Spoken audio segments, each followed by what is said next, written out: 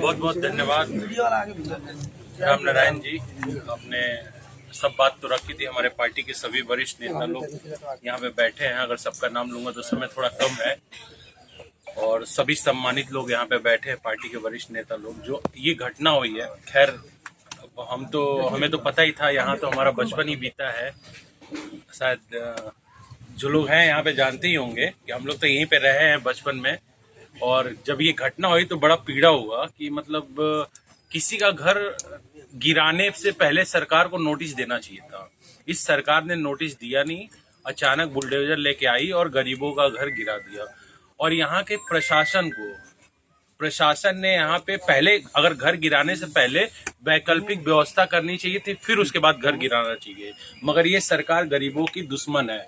इस सरकार को समझ में नहीं आ रहा है कि सबको उसको जमीन से इतना प्यार है कि अगर उसको कहीं दिख गया जमीन तो वो जमीन उसको चाहिए ही चाहिए। अब वो पता नहीं जमीन वो करेगी क्या।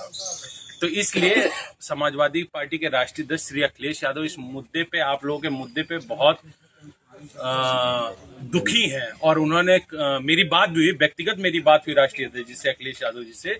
उन्होंने मुझसे बोला और कुछ नेताओं को, यहाँ के भी लोकल नेताओं से उन्होंने बात की और उन्होंने बोला कि जो भी पीड़ित परिवार है उसकी पार्टी के लोग जाएं और उनकी मदद करें। और मुझे स्पेशली बोला गया कि आप जाइए और उस परिवार से, उनसे मिलिए और उनकी जो भी परेशानी है उसको दूर करने का प्रयास करिए। सरकार में तो नहीं है हम लोग, ये तो सरकार का काम है, प्रयास तो उसको करना चाहिए। हम लोग विपक्ष में है, संघर्ष ही कर सकते हैं।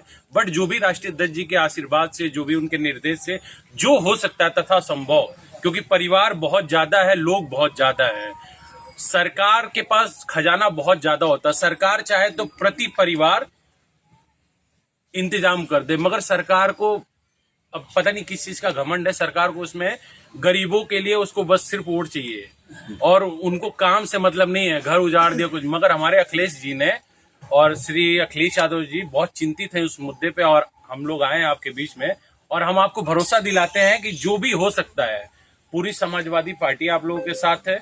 जो लड़ाई हो सकती है वो समाजवादी पार्टी लड़ेगी। भविष्य में अगर ये सरकार नहीं सुनेगी तो धरना भी दिया जाएगा, आंदोलन भी किया जाएगा, गाजीपुर किया जाएगा, अगर जरूरत पड़ेगी तो लखनऊ में भी होगा। जब तक सबकी छत की व्यवस्था ना हो जाए तब तक ये हम लोग करते रहेंगे।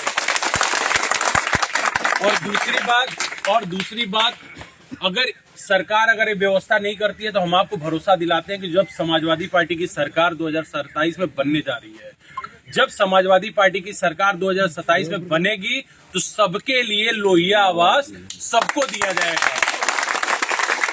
इसलिए आप लोग भरोसा रखिए और विश्वास रखिए। समाजवादी पार्टी और श्री अखिलेश यादव आप लोगों के मुद्दे पे बहुत चिंतित है और वो हमेशा, कल भी ट्वीट किया था तो कुछ अधिकारी शायद आए होंगे, उन्होंने बात किया होगा, तो अधिकारियों पे थोड़ा दबाव बना है और जितना दबाव हो सकता है अधिकारियों पे बनाया जाएगा कि आप लोगों के रहने की तत्काल व्यवस्था कराए। अगर नहीं करवा पाती है तो जो हम लोगों से हो सकता है, जो मदद हो सकता है समाजवादी पार्टी के लोगों से, वो आपकी सब लोग मदद करेंगे।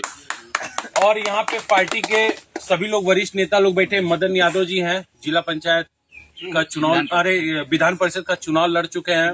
राम नारायण जी हैं, अभिषेक जी हैं और ये यहाँ के प्रधान हैं विपिन बिंद जी हैं, राम आधार दादा हैं, राम बचनचा है, आमिर अली साहब हैं, दिनेश जी हैं, विमल पाल जी हैं, विमल सोनकर जी सॉरी, और दिनेश तहसीम अहमद जी हैं, विधानसभा अध्यक्ष। तो सभी पार्टी के नेता लोकल यहाँ के मटरू पहलवान है, दिनेश यादव जी हैं, तो सभी पार्टी के सभी लोग हैं यहाँ पे। तो सब लोग चिंतित है, जो हो सकता है वो आप लोगों की मदद की जाएगी। और जब भी सरकार समाजवादी पार्टी की बनेगी, ये हम आपको भरोसा दिला के जाते हैं कि आप सब लोगों को लोहिया आवास दिया जाएगा।